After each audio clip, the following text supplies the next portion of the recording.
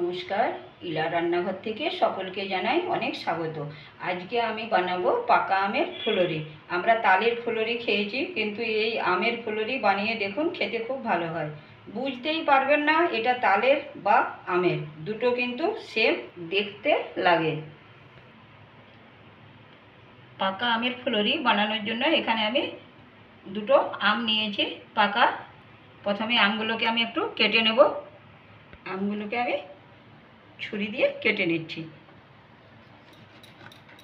কাটার পরে আমি এর শাঁসটাকে বার করে নেব।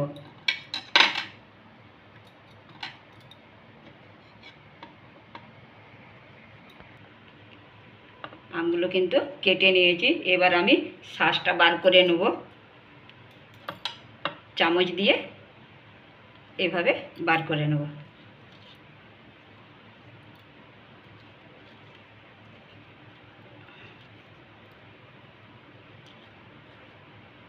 এই দেখুন, এইভাবে বাকি আমগুলো আমি শাঁসটা আগে বার করে নেব। দুটো আমের পুরো শাঁসটাই বার করে নিয়েছি। পাকা আম ফুরিয়ে যাওয়ার আগে বন্ধুরা একবার বানিয়ে দেখতে পারেন। বাচ্চারা তো খুবই মজা করে খাবে, আর আমাদের বিকেলের কিন্তু টিফিনটাও কিন্তু খুব ভালো লাগবে টিফিনে খেতে। দুটো আমের পুরো শাঁসটাই বার করে নিয়েছি, এবার আমি পেস্ট করে নেব। পেস্টটা আমের শাঁসটা ঢেলে নেব মিক্সির জারে।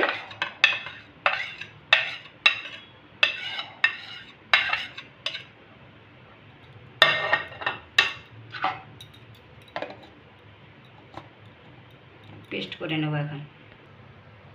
এবার একটা বাটিতে আমি নেব 1 বাটি আটা। বাটির মাপে কিন্তু নিতে হবে। এই বাটির মাপেই নিয়েছি আমি চালের গুঁড়ো 1 বাটি।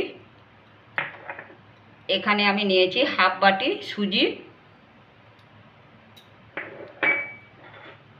আর এখানে দেব আমি স্বাদ অনুসারে চিনিটা দিলাম। এখানে আমি একটু নিয়েছি পানমৌরি, এভাবে আমি হাতে ঘষে নিয়েছি। 1 চিমটে নুন দিলাম।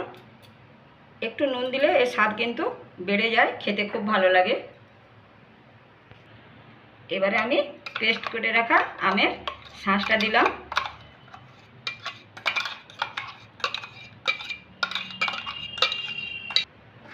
সব উপকরণগুলোকে একসাথে মেখে নেব এইভাবে।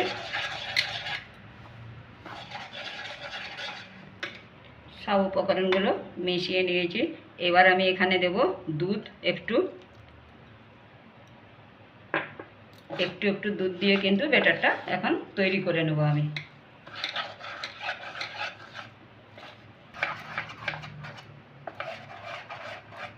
ব্যাটারটা কিন্তু একটু দুধ দিয়ে আমি তৈরি করে নিয়েছি। এই দেখুন, এখন আমি বেশ খানিকক্ষণ ঢেকে রাখবো।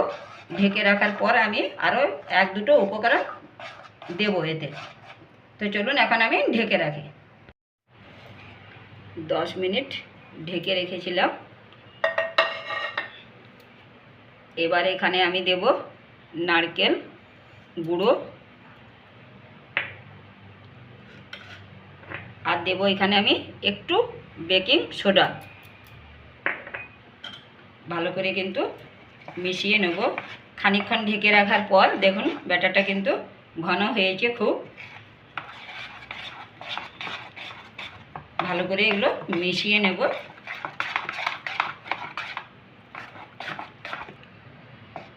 একটু ঘন লাগছে, তো সেই জন্য একটু এখানে দুধ দেব।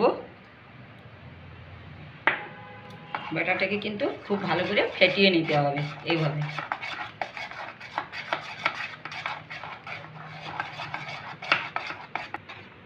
দুধ দিয়ে ভালো করে ঘেটে নিয়েছি। এই দেখুন, এরকম কিন্তু ঘনত্বটা রাখতে হবে। এবার কিন্তু ভেজে নেব।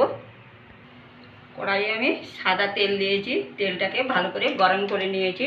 এবার আমি গ্যাসের আঁচটাকে মিডিয়ামে রেখে কিন্তু ফুলুরিগুলো তেলের মধ্যে দেব।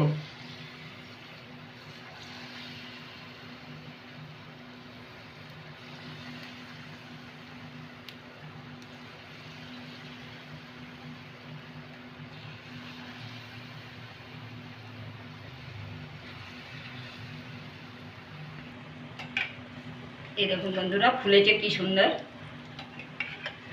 আমি কিন্তু এবার উল্টে নেবো, এইভাবে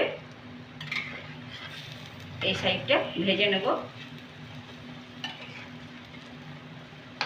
একটু লাল লাল করে উল্টে পাল্টে ভেজে নেব।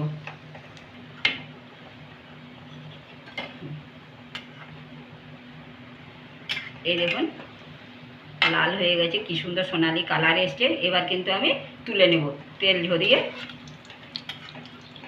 এইভাবে আমি বাকিগুলো সব ভেজে নেব। পাকা আম ফুরিয়ে যাওয়ার আগে একবার বানিয়ে দেখুন বন্ধুরা, খেতে খুব ভালো লাগে। আর দেখুন খুব সুন্দর নরম হয়েছে। এই দেখুন একটা আমি দেখাচ্ছি বন্ধুরা, এই দেখুন।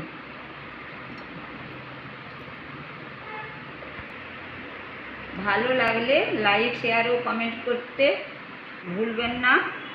আর চ্যানেলটিকে সাবস্ক্রাইব করে পাশে থাকার অনুরোধ রইল। আজ এই পর্যন্তই, ধন্যবাদ।